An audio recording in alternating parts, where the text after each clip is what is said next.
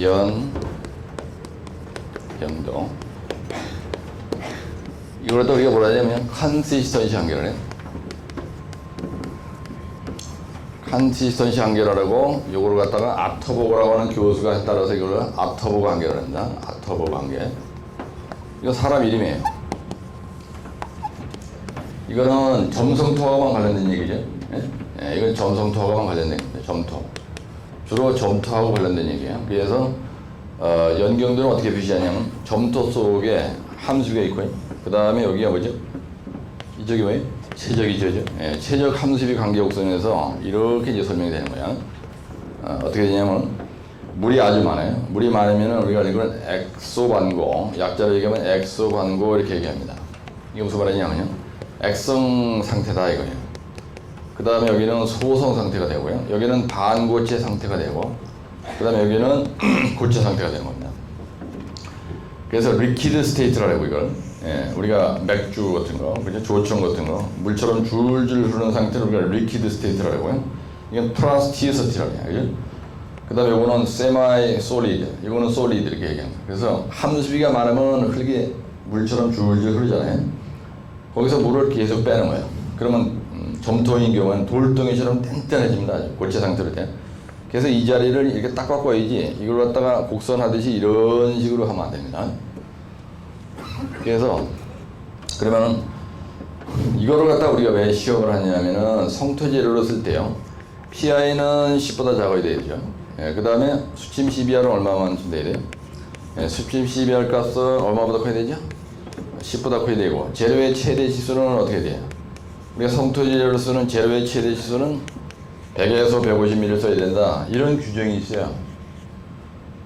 그래서 우리가 현장에서 일을 할 때 PI가 10보다 작다, 이 얘기는요, 함수비가 아주 끝내주는 작은 거로 써야 된다 이런 얘기입니다. PI가 10보다 작다 이 얘기는 일단 그렇게 염두에 두시네요. 그래서 PI라는 건 뭐냐면 여기에서 요 자리가 이제 액성 한계가 되죠. 네, 요 자리를 액성 한계, 요걸 갖다가 소성 한계, 요걸 갖다가 수축 한계 이렇게 얘기해요, 학자들이. 예, 그래서 공학적으로 이 흙에 대한 함수비 상태를 어떻게 표현할 것이냐, 커뮤니케이션 차원에서 이 함수비가 할 수 있는데, 이 똘마니들이 아터보그 교수라는 놈이 연경도라는 걸 만들어낸 거예요. 그렇죠? 그래서 요 액성 한계라는 건 뭐냐면요, 리퀴드 리미트라는 뜻입니다. 리퀴드 리미트. 그래서 우리가 이걸 액성 한계 이렇게 얘기를 하고, 그 다음에 요 자리를 갖다가 우리가 소성 한계라고 하고요. 소성 한계. 그 다음에 요 자리를 수축 한계라고 해요. 요 자리를 수축 한계 이렇게 얘기를 하는데, 액성 상태라는 건 무슨 말이냐면 요거를 기점으로 해서요, 흙이 액체 상태를 유지하기 위한 최소의 함수비입니다. 이게 액성 한계라는 말은 무슨 말이냐면 액성 한계예요. 그죠? 예, 흙이 액성 상태를 유지하기 위한 최소의 함수비 얘기하는 거예요. 그 다음에 이 자리는 흙이 소성 상태를 유지하기 위한 최소의 함수비를 수축 한계라고 해요. 예, 최소한도 소성 한계가 되려면 이 정도까지 와야 된다. 그 다음에 이건 뭐냐면 흙이 수축 상태를 유지하기 위한 최소의 함수비 이렇게 얘기해요. 그래서 여기서 제일 중요한 건 뭐냐면요, PI라는 겁니다. PI. 예, PI라는 거는 여기서부터 여기까지의 범위를 PI라고 해요. 그래서 액성 한계를, 소성 한계를 뺀 값, 이 값이 바로 10보다 커야 된다는 얘기입니다. 예? 근데 만약에 예를 들어서 여기에 있는 흙의 함수비가 원초적으로 세게 얘기해서 300%다 이렇게 생각해보세요. 300%. 예? 그러려면은 이게 10이 되려면요, 10이 되려면 이 흙이 소성 상태로 가려면은 조댕이 흙처럼 말이죠. 우리가 흙을 만졌을 때 어떤 그 모양을 만들 수 있는, 그러니까 판뜨기 위에다 놓고 손으로 확 물리려면 국수밭 모양의 어떤 모양이 만들어져야 되는 거예요. 그러면 소성 한계가 되려면 어느 일정 함수비가 있다고, 그렇죠? 예, 그 상태로 가려면 여기서 300이다 이렇게 커. 이게 토장에 있는 흙의 함수비가 원초적으로 300%다. 그러면요, 물을 아주 많이 빼야 여기에 가는 거예요. 응? 그래서 현장에서 실험을 해보니까 소성 기술값이 아주 엄청나게 커가지고 막 50, 막 80 이렇게 나오더라. 그 얘기는 무슨 말이냐면요, 원래 토지장에 있는 흙 자체의 함수비가 엄청나게 컸었다는 얘기예요. 그런 흙을 평생, 그래서 토장이 이렇게 있는데 이 토장에 있는 흙이 평생 물에 쩔어 있던 놈을 갖다가 백호로 파가지고 실어와서 도로 송토한테 쓰면 그 현장이 좋아지는 거예요. 그렇죠? 그러면 지전동선 배행터가 전부 나쁜 쪽으로 하는 겁니다. 그 얘기는 무슨 말이냐면요, 당초에 이 흙의 자연함수비가 무지무지하게 컸었다는 얘기예요. 그래서 학자들이 성토재료로서 문제가 안 생기려면은 도로의 노체의 노상 시공을 다집을 해놓고 나서 파손이 안 되게 하려면 소성지수는 10보다 큰 놈을 써야 된다. 그 얘기는 함수비가 좁은 놈을 갖다 써야 된다는 얘기입니다. 그래서 여러분들이 PI가 10보다 작게, 보조계측은 PI가 얼마 더 커야 돼? 얼마 더 작아야 돼? 10보다 작아야 되고요. 그죠? 그 다음에 일반 성토재료는 10보다 작아야 되고 뭐 이런 거 있죠. 보조계측은 뭐 10보다 작고 기측은 또 뭐 4보다 작아야 되고 이런 게 있어요. 그래서 위로 올라갈수록 보조계측 기측 위로 올라갈수록 고급스러운 일을 할수록 이 소성지수 값이 작게 돼 있어요. 예, 그게 대단히 중요한 겁니다. 그러면은 보세요. 여기에서 수침 12R은 10보다 커야 되고 PI는 10보다 작아야 되고 최대지수가 이렇게, 이게 무슨 얘기냐면 소성지수가 10보다 작으려면요 재료의 최대지수가 여러분들 100mg 띵한다 개념이 100mg면 이런 돌멩이에요. 이 정도 되는 돌멩이를 갖다가 뒷전조로 써야 된다고요. 구정을 뒷점할 때. 그래야 이게 이렇게 나오는 거예요. 그래야 수침 12R이 10보다 크게 나온다 이거야. 요거 따라 그렇게 되는 게 아니에요. 그래서 10전 정도면 이 정도 되잖아요. 이 정도 되는 놈은 구조물 뒷점을 해야 배수가 잘 돼. 그래서 행방향 투합도 안 걸리는 거야. 그래야 PI가 10보다 작게 되고, 그래야 수침 12R 값이 10보다 작게 나온다는 거예요. 그래서 내가 지금 이 개념은 상당히 폼나게 설명을 한 건데요. 현장에서 일을 할 때, 현장 소장이나 감리단장 위치에서 일을 할 때 이런 규정에 대해서 이런 이해가 없잖아요. 그러면은 레미콘이 들어왔을 때 가수를 하는 걸 보고 소장이 막 우선으로 지나간 그런 꼴이 생기는 거예요. 현장에서 균열이 일어나는 원인은 가수를 많이 했을 때 일어나는 거거든요. 가수를. 레미콘이 들어왔는데 거기다 막 물을 들어오고 있는 거예요. 계속 하루 종일. 그러면요 여기서 엄청난 균열이 생깁니다. 균열이. 그래서 여기에서도 이 조건이 안 맞는 짓을 하면은 이게 바로 다짐관리 기준이에요. 그렇죠? 예, 이게 다짐관리 기준에 이게 들어가는 거 아니에요. 그렇죠? 예, 그 다음에 더 세게 나오는 게 이제 평판지하시면 KC를 얼마로 해야 된다는 등, 뭐 프로폴린 값은 보조계층은 3mm로 하고 노상은 뭐 몇 mm로 하고, 예, 그런 얘기가 더대기를 붙어서 나오는 게 이게 바로 다짐관리 기준이라는 얘기입니다. 그래서 제가 이 얘기를 왜 하느냐 하면은 현장에 가는데 느닷없이 노상에 이런 문제가 안 나고요. 노상에 대해서 다짐에 대해서 난다든지 노체에 대해서 다짐관리 기준에 대해서 난다든지 아니면은 고성토 시공할 때 뭐 주의사항 쓰시오 이럴 때 고성토 쓰라는 얘기는 노체에 대한 얘기를 하는 거거든요. 그럼 여러분들이 노체의 다짐관리 기준에 대해서 아주 빡세게 외우고 있어요. 그렇죠? 네, 도표로 외운 거 있잖아요. 이렇게 돼가지고 도표로 외운 거 있어요. 고성토나 일반 성토라고 문제가 나더라도 마찬가지고 요 다짐관리 기준을 여러분들이 써주는 게 중요하죠. 예, 성토에 대한 문제가 나오면 반드시 이 다짐관리 기준을 써야 돼요. 여기 있는 내용이 뭐냐면 주로 재료에 대한 내용하고 뭐 CBR 값이 어떻게 해야 된다, PI 값이 10보다 작아야 된다, 그죠?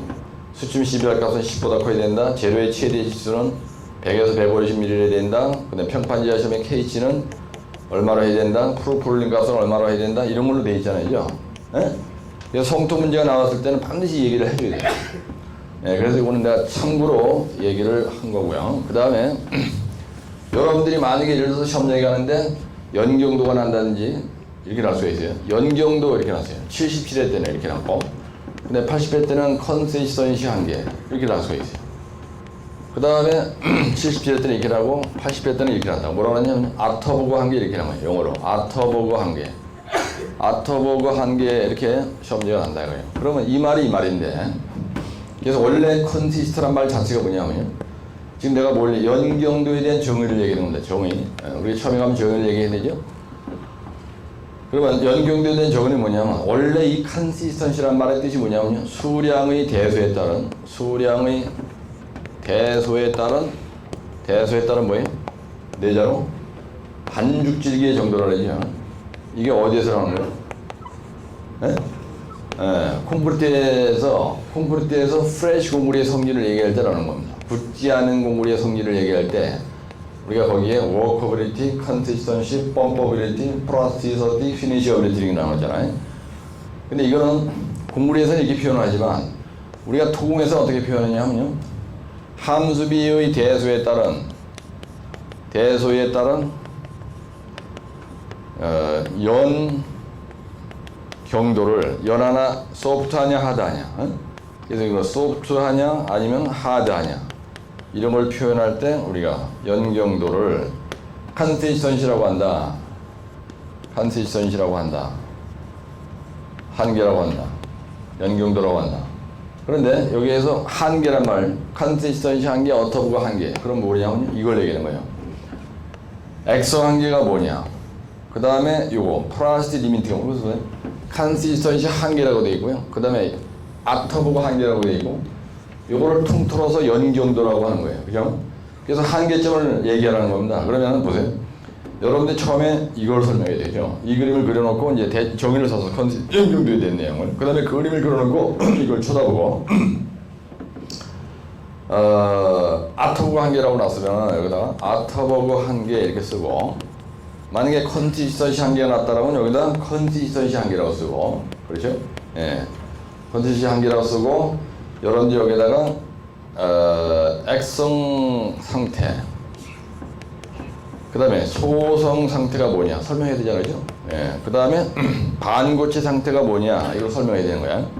반고체 상태가 뭐냐 이거 설명해야 되고, 그 다음에 액성 한계가 뭐냐, 그 다음에 소성 한계가 뭐냐, 그 다음에 수축 한계가 뭐냐, 그죠? 예, 이렇게 설명을 해야 된다고요. 그러니까 이걸 말로 설명해야 되잖아요. 그죠? 좀 예, 그래서 이거 뭐예요? 흙이 그죠? 리퀴드 스테이트, 점토가 액체의 성질을 띠는 상태를 액성 상태라고 한다. 점토가 소성의 성질을 나타내는 상태를 소성 상태라고 한다. 반고체 상태는 점토가 반고체 상태를 나타내는 것을 말한다. 이게 답이잖아요. 그죠? 그래, 이거 뭐냐면 이거는 액성 한계는 뭐라고 했어요 아까? 점토가 뭐라고요? 점토가 액성 상태를 어떻게? 액성 상태를 유지하기 위한 뭐라고 했어요? 예, 유지하기 위한 최소의 함수이다. 이렇게 얘기했던 거야. 내가 이해한 대로. 그 다음에 이거는 이제 이거 하나 딱 나왔어. 그럼 이거 뭐라고 써야 돼? 똑같고 나머지는 소성 한계라는 거는 점토가 무슨 상태를 유지하기 위한? 예, 소성 상태를 유지하기 위한 최소의 함수입니다. 수축 한계는 뭐라고 했어요? 점토가 무슨 상태? 고체 상태. 수축 한계는 점토가 반고체 상태를 유지하기 위한 최소의 함수입니다. 이렇게 설명한 거야. 그 다음에 여기다가 PI는 이거로 뭐라고 했어요 아까? LL 빼기 PL이다. 그렇죠? 그러면 처음에 정의 써주고, 그 다음에 아터버그 한계에 대해서 저 그림 그리고 이걸 쳐다보고 썼어야지. 그 다음에 대장고 3번 가서 뭘 써야 돼? 여러분들이. 그죠? 그럼 대장고 3번 가서 이 시험을 했을 때 연경도 또는 컨시스턴시 한계의 결과의 이용을 어떻게 하느냐. 결과의 이용. 그거 뭐라고 돼 있어요? 책에 보면? 이거 어디다 써먹는다고 돼 있어요? 결과의 이용. 네? 결과의 이용은 어떻어요? 우리가 활성도, 그렇죠? 점토의 활성도에 대한 평가를 한다든지, 그다음 두 번째는 강도 증가율을 추정할 수 있다고 돼 있죠. 강도 증가율을 우리가 추정할 수 있다. 그 다음에 이걸 가지고 아주 가장 쉬운 거는 흙의 함수비를 추정할 수 있는 거죠. 예, 함수비를 추정할 수가 있다. 그 다음에 성토재료의 적합성 여부를 판단할 수 있죠. 예, 성토재료의 적합성 여부를 판정할 수가 있다. 이렇게 되는 거예요. 그죠? 그 다음에 매진말. 그래서 연경도. 매진말을 뭐라고 쓰면 돼? 예, 매진말 이래서 매진말을 뭐라고 써야 되죠? 예?